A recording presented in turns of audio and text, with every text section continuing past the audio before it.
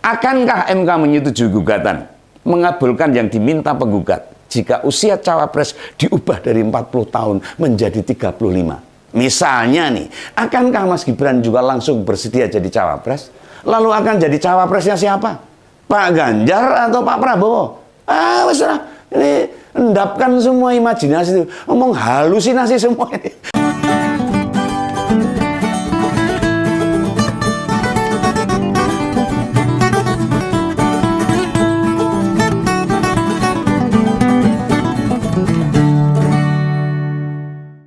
Halo, ketemu lagi dengan Om Begawan, tetap dengan Om Begawan di Ngompol, Ngopini Politik.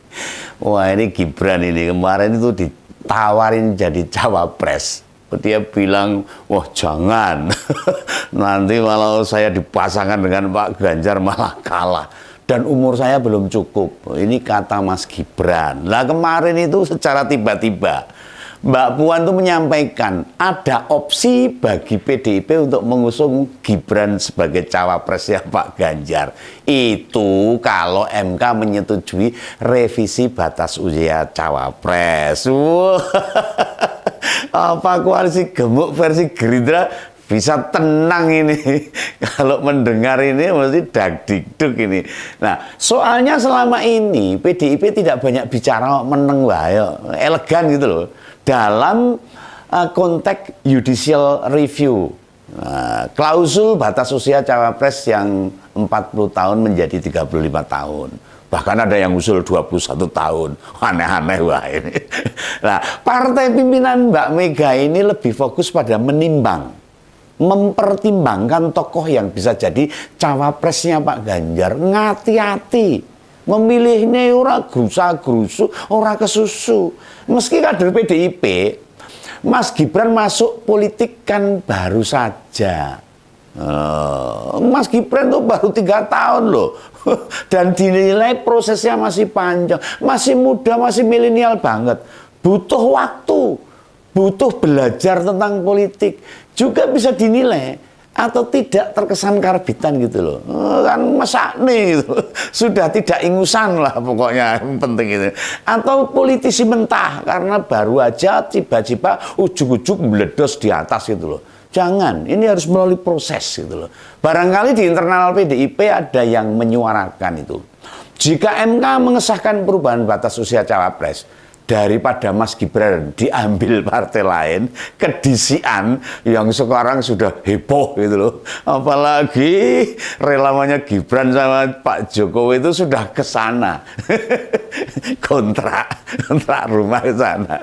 Ya dipasangkan saja dengan Pak Ganjar. Jadi aman gitu loh.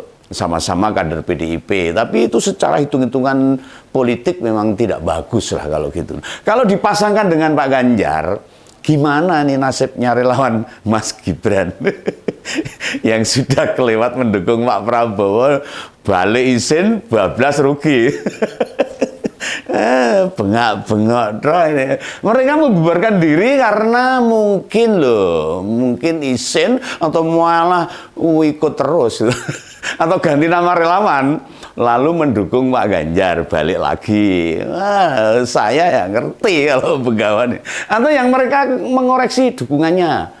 Ya kan boleh saja orang undang-undangnya pelanggaran rene mau dukung sana balik sini pindah sana pindah sini ora enek undang-undangnya boleh itu tidak melanggar perda atau tidak melanggar ketentuan KUHP itu. Yang jelas ini belum keputusan final, belum. Atau bisa jadi ini semacam warning, semacam peringatan pada partai-partai lain. Jika putra sulung Pak Jokowi itu jelas dikatakan banyak yang tahu dia itu adalah kader PDIP.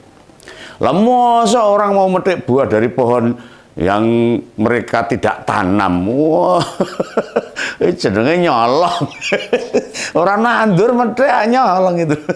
Kalau bilang berarti meminta. Ya, kalau orang nandur tapi metik itu minta, mungkin dikasih. Tapi orang mungkin dikasihkan. Koalisi jumbo versi Gerindra sendiri sedang menimang-nimang. Oh ya bayi wae ditimang-timang.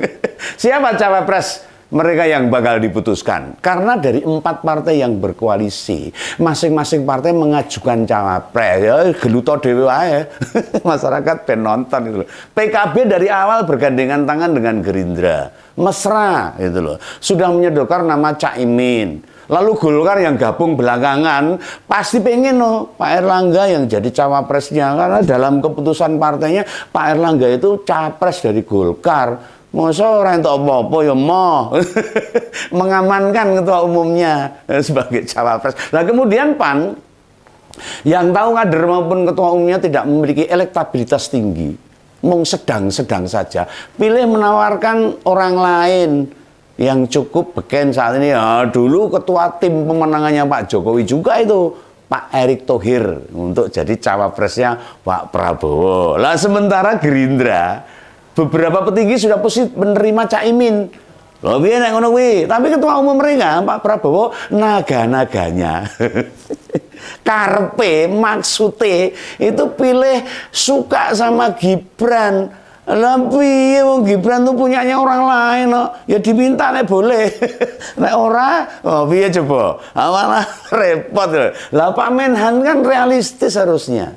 Mengusung keluarga presiden jelas membuka peluang menang, karepe ngono, realistis gitu. Dia mikirnya gampangnya dewe tok. Daripada bawa-bawa Cak Imin dengan peluang mengajak Mbak Yeni yang terkendala dengan PKB.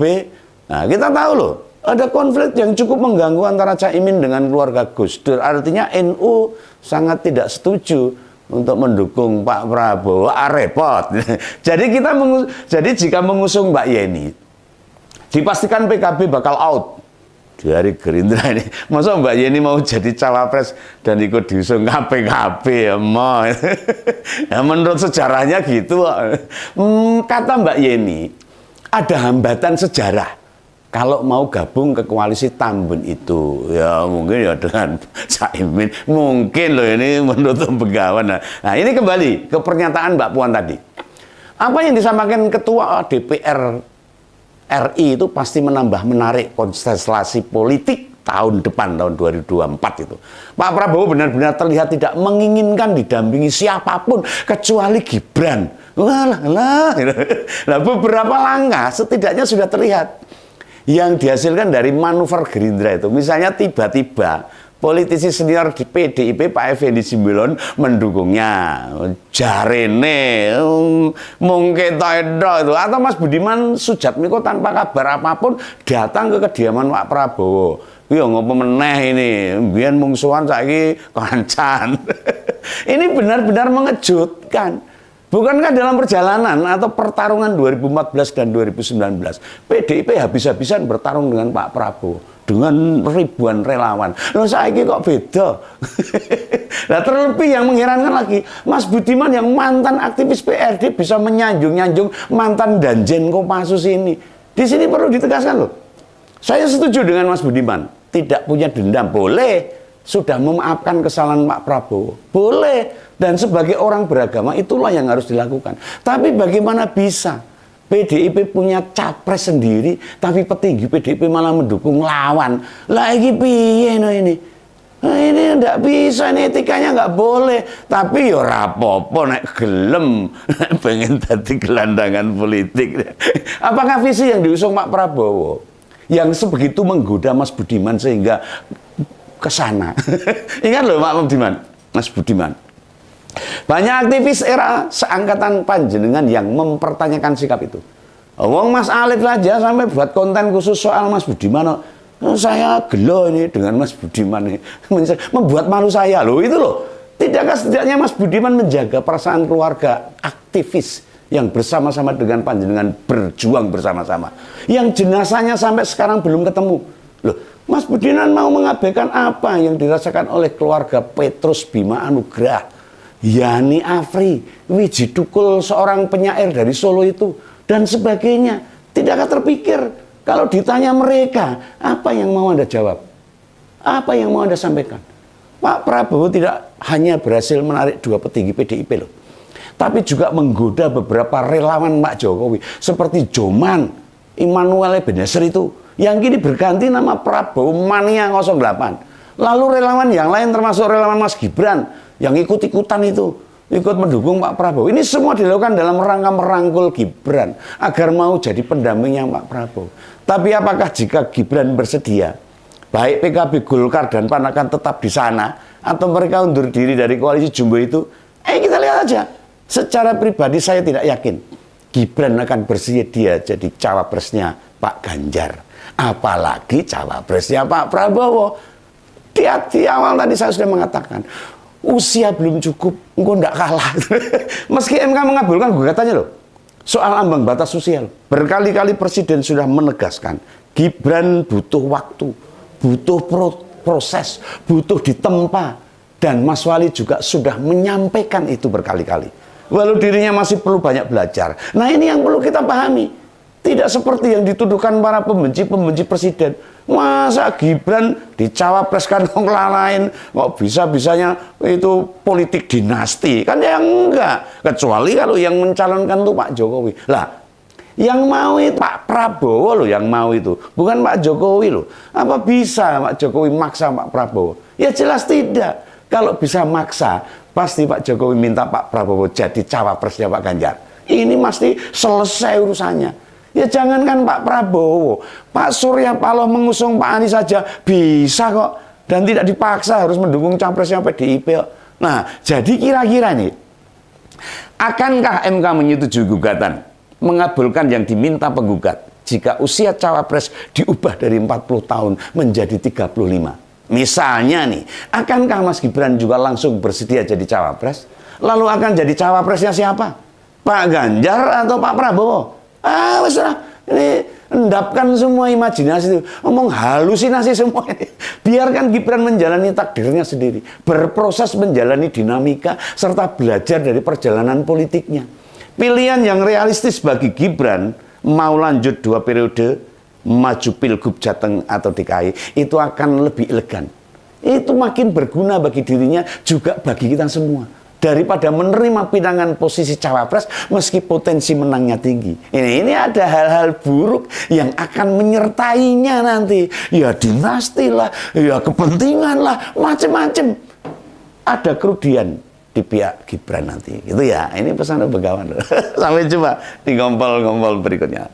Sampai jumpa, tetap di ngompol opini politik.